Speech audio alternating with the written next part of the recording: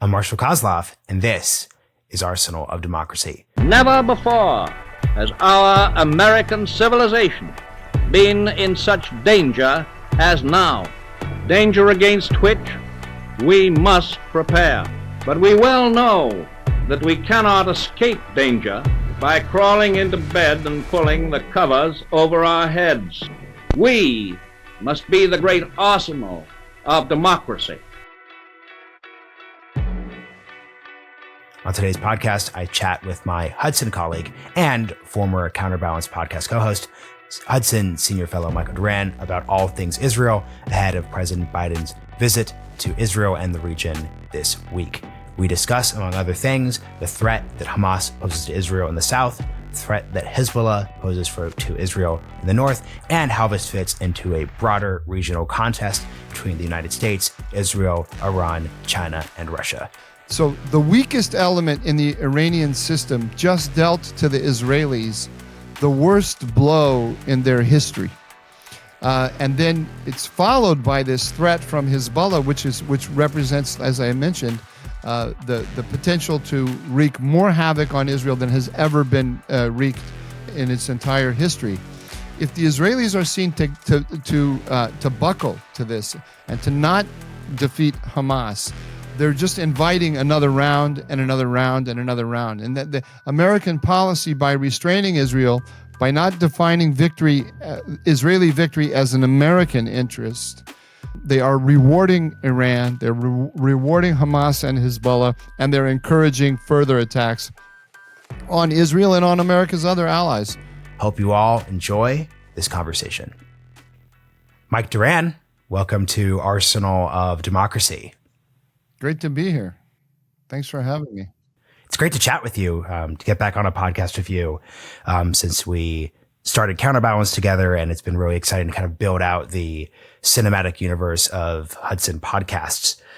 Let's just start very basically. President Biden is set to visit Israel. We're recording this on Tuesday, October 17th, but I'd love for you just to start by just articulating what you think he is trying to accomplish with his visit. I think he's threading a line between trying to be supportive of Israel and trying to be seen to be supportive of Israel, and trying to restrain Israel significantly, because he is afraid of a two-front war. He's afraid that if Israel goes into Gaza, there will be a two-front war. Hezbollah, with Iranian support, will open up a front in the north, and the entire region will become much more complex than it already is very quickly. And so he's putting the brakes on the Israelis, but he doesn't want to be seen to be putting the brakes on the Israelis. So this is a bear hug, a hug that looks like it's coming from love and affection, but which immobilizes the beloved. How exactly is Biden putting the brakes on the Israelis then? He's just telling them not to do things, and he's they're behind any demand from the United States not to do things is a threat of unspoken threat of action in the United Nations, threat of, but even more seriously, threat of supplies to the IDF. The war that Israel is looking at is could become very easily the worst war that Israel has fought ever in terms of casualties. Already we've seen that this has casualties on the home front. Most of Israel's wars didn't really have casualties on the home front. They were fought on the battlefield.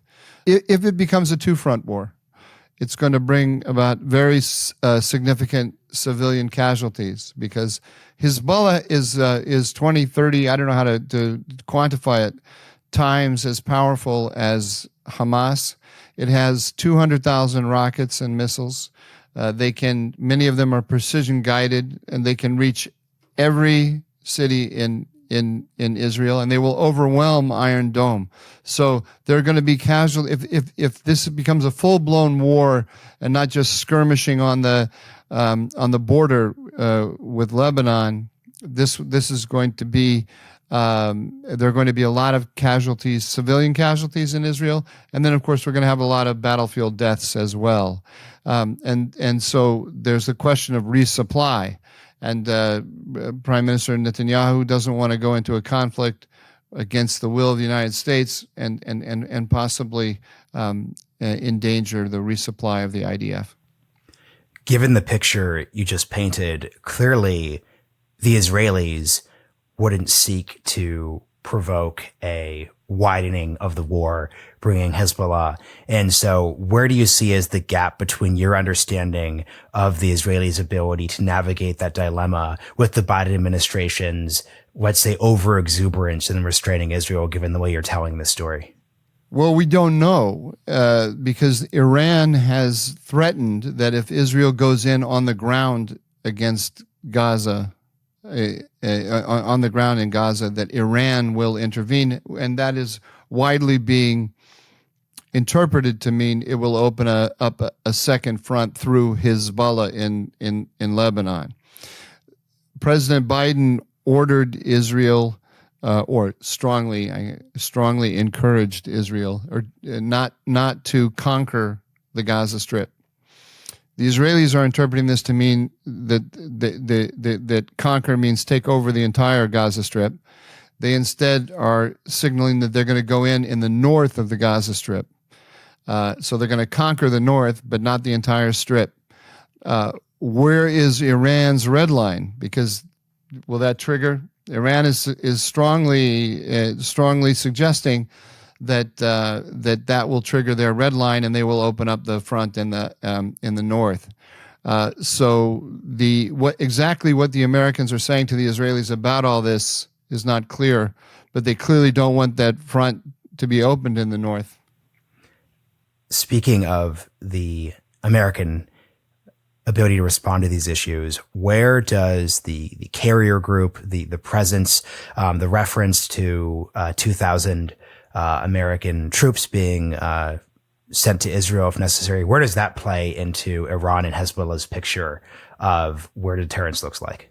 Well, the question is, when President Biden made his speech last Friday, and he said to anyone considering getting involved in this conflict, I have one word for you: don't. So that was clearly a message to Iran and to Hezbollah, and at the same time he sent the carrier group. So it looks like that's to deter Hezbollah, but I tend to interpret it more as part of the bear hug. It looks supportive of Israel, but is the United States really going to use it against Hezbollah? Is the United States going to intervene in this war directly? Iran has attacked American forces 84 times since the Biden administration entered office. I mean, Iran threw its proxies in the Middle East, and the United States has responded a total of 4 times to that response, to those attacks. So, do we really think that does Iran really believe the United States is going to do anything? Does Hezbollah really believe? I'm skeptical. What would you say then, given the disparity between the 4 times there was an actual response and the far higher number of attacks? What would you say is the American red line from your outsider's point of view? Well, that's really unclear. I mean, the administration has never really drawn a red line. They have continued to have business as normal with Iran after these attacks. They have effectively lifted sanctions on Iran. And technically, the sanctions are still in place, but Iran's oil sales to China are at an all-time high. That's one of the reasons why they don't want the conflict to spiral out of control with the Israelis, is that they don't want to disrupt Iranian oil sales. They don't want to take Iranian oil off the market. Iran introduced attack drones into Ukraine. No response from the United States. So the entire Middle East is looking at the supine attitude of the United States, supine policy toward Iran, and asking, where is America's red line? Nobody knows. When you made reference to Iran working through its proxies in the Middle East, especially in this case, Hezbollah, what does that look like? Is that supply? Is that manpower? How should we understand that? It's the most important thing is supply of military technology. Iran has an office, the IRGC, the Revolutionary Guard, has an office that supplies each of its proxies with defense technological know-how. So proxies mean Hezbollah, Hamas, the Houthis, Palestinian Islamic Jihad, and it supplies each one according to its technological base and according to its geostrategic position. So, it's easier to smuggle things to the Houthis in Yemen than it is to Hamas. So instead they go and they give Hamas manufacturing know-how. It means Hamas's capabilities are not as sophisticated as the Houthis, but they are adapted to their environment. Iran has developed in the last 5-6 years the quality of its disruptive military capabilities. I'm talking about conventional capabilities here, not the nuclear, has increased significantly. They have ballistic missiles, drones, and cruise missiles, which they combine together in the same strike packages. Each one of those has a different flight characteristics. And within each class, say ballistic missiles or drones, they have different kinds of those items, and those have different flight characteristics. And when you combine them together in the same strike packages, they can overwhelm the sensors and the interceptors of any missile defense system, including the best that the United States has to offer. So some percentage of them is going to get through. They have distributed these to all of their proxies, and as a result, they have created an offense-dominant regime, military regime in the region. One that they have shown all of their adversaries now, including Israel, that they can overwhelm the defenses, and that they're willing to use them to overwhelm the defenses. And the American response has been purely defensive and has always worked to de-escalate, as the Americans say, to appease, and to provide America's allies with purely defensive countermeasures. The thing about an offense-dominant regime is that it cannot be countered with purely defensive measures. In order to counter it, you have to carry out offensive countermeasures. The United States will not do that, and that's how we got to where we are. So, given what you just said, what would your recommendation be, both to the Biden administration, the Israelis? How would one deter a Hezbollah Iranian escalation in the north? The easiest way to deter it would be for the United States to explain to Iran that if this happens, the United States is going to make Iran pay directly and in a way that's very painful for the regime. But I think the chance of that happening is nil. The second way would be for the United States to greenlight action by the Israelis against the Iranians. I think the chance of that is nil. The third way is to unleash the Israelis with respect to Hezbollah, and to give a clear message to Iran and Hezbollah that the United States is 100% behind Israel, and that and it will remain behind it until there's total victory. The third way is also to stand unite behind Israel and in support of total victory against Hamas. What the United States is actually doing, so Iran is the contract, is the guy who's contracted the killer. Hamas is the contract killer. the United States is saying to Israel, you can't go after the contractor. You have to go after you have to go after the contract killer, the hired gun, and you can't kill the hired gun. You can only shoot him in the leg. And what that means is, what that does is it sends a message to all of America's allies in the region that the United States does not intend to defend the American alliance system against the Iranian alliance system. You referenced victory regionally. You referenced victory in regards to Hamas. Define victory from either your perspective or the Israeli perspective. Victory is, as the Israelis have defined it, but I think objectively, victory is the demilitarization of Gaza. I think what's interesting is when you were describing the Biden administration opposing the full conquest of Gaza, north versus south. Let's say Israel is able to take the north of Gaza. Is that enough to militarily eliminate Hamas? No, I don't think so. It gives Israel some leverage. I think they have not expressed what their idea is, but just by reading the tea leaves, I think their idea is they take the north, and that gives them then leverage, and so they shift the balance. Most of the military infrastructure of Hamas is in the north. The Hamas has built a warren of tunnels underneath the Gaza Strip, and I think the aspects of their military infrastructure that most worry the Israelis are in the north, so they can get rid of that. At the same time, they'll push better part of 1 million people southward. That puts pressure on Hamas politically. Not that Hamas has that much trouble with handling those kinds of pressures, but it puts pressure on them and on the international community. And then the Israelis will say, "We're not leaving." I'm reading again. Don't have any information. We're not leaving until we get our hostages back, and then a long negotiation begins. But they will use that position once they're in the north for carrying out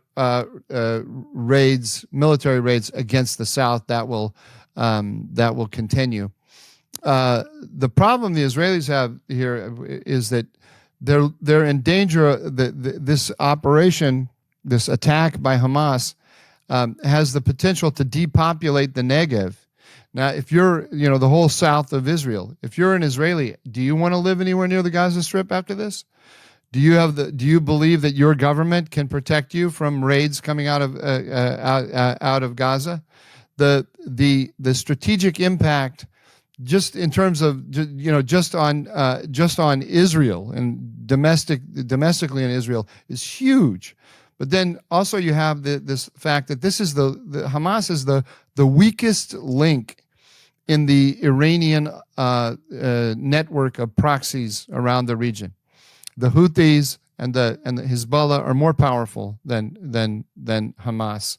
So the weakest element in the Iranian system just dealt to the Israelis the worst blow in their history.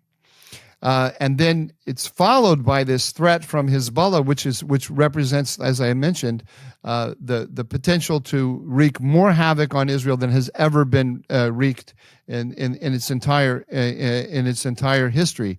If the Israelis are seen to buckle to this and to not defeat Hamas, they're just inviting another round and another round and another round. And that the American policy, by restraining Israel, by not defining Israeli victory as an American interest, they are rewarding Iran, they're rewarding Hamas and Hezbollah, and they're encouraging further attacks on Israel and on America's other allies. Given your point about restraining Israel, that said, what concerns or potential sticky challenges do the Israelis have moving forward over the next few weeks and months? Like where is the potential point of vulnerability that you would urge caution on? Their number one concern, I've already mentioned, that's a wobbly support from their superpower patron. The second thing is that I am concerned about their ability to fight a ground war. The Israelis were living in a fantasy land to a certain extent. We now see about their ability to police their borders from behind a computer screen.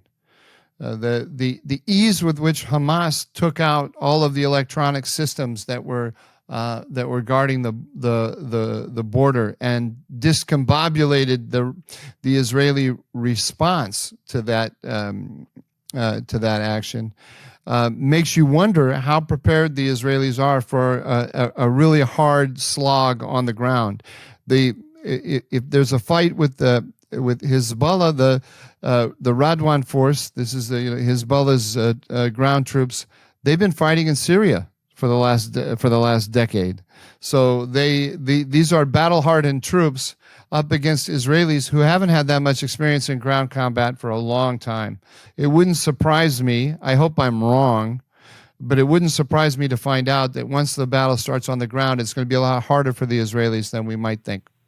The U.S. obviously has experience over the past few decades of ground slogs in urban regions in the Middle East. What advice or lessons can we take from those experiences for the Israelis? Well, I would look at how we destroyed ISIS in Mosul and Raqqa. We obliterated those cities. So when I listen to Americans lecturing Israelis about concern for the civilian population in Gaza, I think that every American should actually study what America just did when it was up against a genocidal terrorist organization, which didn't represent, by the way, a genocidal threat to the American people. I mean, they have a genocidal ideology. But the number of Americans that they directly threatened at the time that we went out to obliterate them was relatively small. I'm not saying we shouldn't have done this, but we need to we need to hold the Israelis to the same standard we hold ourselves. I think which sounds I'm saying the opposite of what it sounds like I'm saying. We shouldn't hold the Israelis to an unrealistic standard. We should hold them to the standard that we set for ourselves. When I was asking about balancing acts, when it came to concerns you could have for the Israelis, I was thinking of your point earlier in the conversation where the Israelis would seek to use the North and secure the hostages. Is there a tension between securing the hostages, any negotiations therein, and the objective of eliminating Hamas as a political military entity? Absolutely. This is Hamas has three cards that it's using. Hamas and Iran, three cards to restrain the Israelis. One is they're using Gazan civilians as human shields. It's very effective. The entire world knows that Hamas has built a military infrastructure underneath civilian population centers. It knows that Hamas is telling people in the north not to go. It's blocking them from going south, precisely in order to use them as human shields. It's shooting at Israelis from civilian population centers, shooting indiscriminately into Israeli civilian population centers. All these are war crimes and so on. But the fact that it is a violation of international law is less important than the political impact, which Hamas knows. It's presenting the war to the world as a war of the Israeli army against Palestinian babies. Our news media, the global news media, is complicit in presenting this picture. The American policy immediately buckled underneath the pressure of this campaign, and instead of working to help to force Hamas to allow the civilian population to move out of harm's way, we have moved to restrain the Israelis, and in the process, kind of help Hamas make its case. So that's one thing they have. The second thing they have is the threat of the second front with Hezbollah, which also is hiding its forces behind Lebanese civilian population. And then the third thing is, which you brought up, is the hostages. There are, I don't know, nearly 300 hostages. Is that right? How many are we up to? No, 200. 199, I guess, is the last number I saw. It's going to change over time. Some significant number of those, over a dozen, I'm not sure where the number is, are Americans. Hamas is going to open up a channel, if it hasn't already. It probably has, through the Qataris. Again, I don't have any information about this, but it'll open up a channel directly to the Americans about the release of American hostages. And that's a way of gaining a little bit of leverage over the United States to bring pressure on the Israelis. And then, of course, they will also begin negotiating with the Israelis. Just yesterday, for the first time, they put out a video of one of the hostages. She had been dancing at the trance fest in the south, and she had a wounded arm, and they'd operated on her arm, and they purposely chose young women because population, for the political impact, population responds more emotively to seeing a young woman in distress, and so they're going to use this to try to influence the Israeli domestic politics, make Prime Minister Netanyahu less popular than he already is. You made reference to Iran's regional allies. Where do other countries, especially those allied with the United States, where do they, from the region, obviously, where do they fit into this picture? They're watching to see what we do. The scenes of Israel bombing population centers in Gaza, that pulls on the heartstrings of Arabs and Muslims, and it has a polarizing impact. Everyone retreats into their ethnic and religious identity at moments like this, and that puts pressure on their governments. But they're also watching to see whether the United States is going to go the distance with Iran, and right now it looks like it's not. And so the more it looks like the United States is not going to defeat Hamas, the more they're going to be they themselves are going to be in appeasement mode and begin to tilt toward Iran and also toward Russia and China. Speaking of Russia and China, where do they play into this picture? Well, this is a great. I think we should see the war. We should frame it, first of all, as I mentioned, not as an Israeli-Hamas war, and not even simply as an Israeli-Iran war, but as an effort of Iran to undermine the American alliance system in the region. And I think we should actually pan out a little wider and see it as Russia, China, and Iran trying to erode the American alliance system. From Russia's point of view, this is a fantastic way to divert attention and resources from Ukraine, to weaken America in general, and for China as well. This is a way to weaken the American system. China wants to pull Saudi Arabia, the UAE, Qatar more toward them.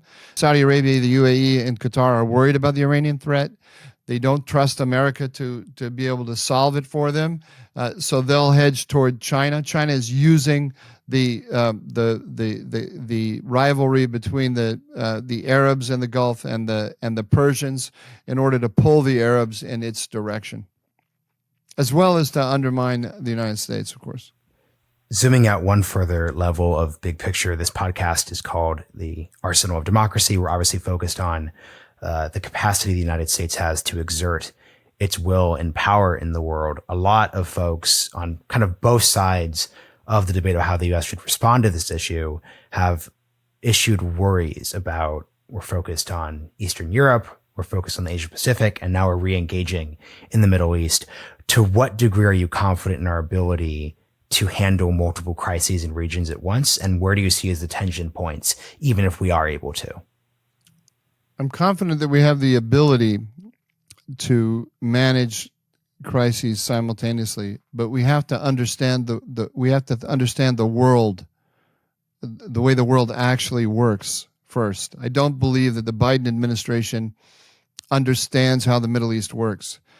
Its policy of building up Iran economically, which is what it has done since it came into power, while pulling American forces back from the region, is pathological. So we are strengthening the element in the Middle East that is most that is trying to tear us down, and we are refusing to see the role that it plays.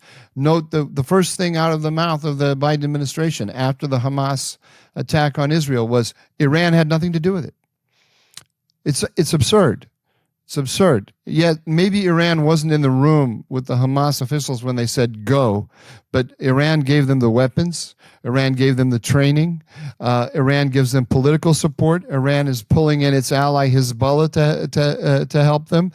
Palestinian Islamic Jihad, which was the partner of Hamas, is not a proxy of Iran. It's an organic extension of Iran. Palestinian Islamic Jihad doesn't sneeze without asking Tehran for permission. So the idea that Iran is not involved in this as the strategic enabler is absurd. It's ludicrous that we even have to talk about it.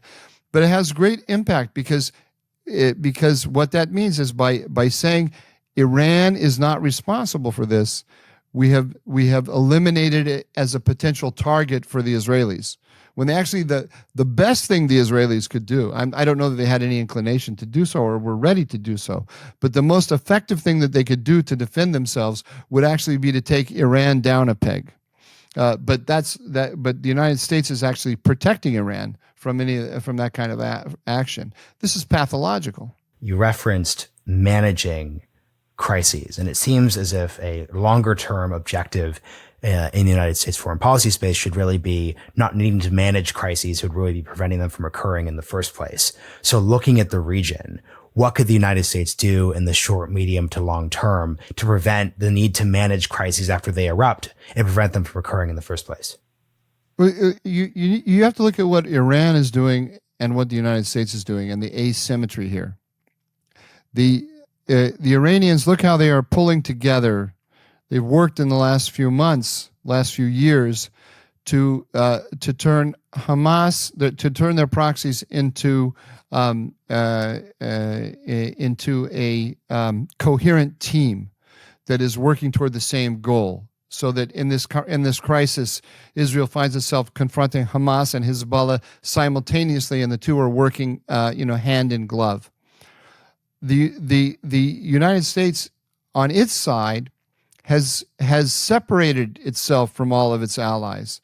Instead of bringing them together as a coherent military bloc that is having a deterrent impact on Iran, they are allowing Iran to work in each arena, whether it's in Syria or in Yemen or in the Palestinian arena. They are allowing Iran to pick the time and the place of the conflict that it wants to engage in, and to engage in it on its own terms, and to deal with each one of Iran's rivals on a separate and sequential basis, instead of having to deal with them as a block. The United States, you asked before, could it handle these different crises? And I said, if it has the right picture of the region, if it sees its job as putting together a coalition designed to prevent Iran from getting a nuclear weapon and to contain its power on the ground, well, then it has lots of allies who have capabilities to threaten Iran, to deter it, if they're working together with the United States. But if the United States is restraining each one of them individually and forcing each one of them to stand alone against Iran, it weakens itself. So for the final question, I think the work that you do at Hudson stands as a refutation of a very terribly thought out way I could have framed the Arsenal of Democracy podcast. I could have launched the podcast by saying, look, we spent 20 years in the Middle East. Now we're focused on Eastern Europe. Now we're focused on Asia. We're just going to move on from this region, which America obviously has a very tortured domestic and international legacy in. Obviously, the fact that we're having this conversation stands as a refutation of that poor framing. But I would just be curious, from your perspective, how would you suggest listeners conceive of the Middle East and its challenges within the broader spectrum of foreign policy issues the United States is going to need to respond to this decade? The United States is in a geostrategic contest with China for global leadership. China wants to create a Sinocentric global political and economic system. It can't do that in the short term, but it has clearly made it expressed its desire to do that. It's building the institutions that will allow it to do that. It wants to create a Sinocentric global economic subsystem right now that will protect it in case it has a conflict with the United States, say over Taiwan. It will have an economic arena that will be that the United States will not be able to sanction or disrupt. I'm talking not just about supply chains, but also flows of capital. It needs dollars for this. It can't create a subsystem based purely on the yuan.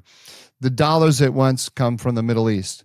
Its energy security comes from the Middle East, either oil and gas that is directly comes from the Middle East or transits through it. As long as the United States is the dominant power militarily in the Middle East, it threatens China in that regard. So China wants to erode the American position as the preeminent strategic element in the Middle East. If they are successful in this, and they're working with the Russians and the Iranians to achieve it, if they are successful in this, then China and its allies will dominate the global energy trade. If they dominate the global energy trade, they will severely weaken the American alliance system globally, but especially the Western system. The first goal of the Chinese, or like the mid-range goal of the Chinese, is to become the dominant power in Eurasia, and the Middle East is a hugely important asset in the contest over Eurasia. If Americans think that we can just pull up stakes, leave the Middle East, China, Russia, and Iran dominate it, and that doesn't affect our economy, doesn't affect our alliances, doesn't affect our strength, doesn't affect our democracy, I think they're sadly mistaken. Well said. Mike, thank you for joining me on Arsenal of Democracy. Thank you. Thanks for watching. Don't forget to hit subscribe below so you don't miss any episodes of Arsenal of Democracy. If you'd like to learn more about the topics covered on this episode, or just are interested in broader content on U.S. foreign and domestic policy, be sure to go to hudson.org. See you soon.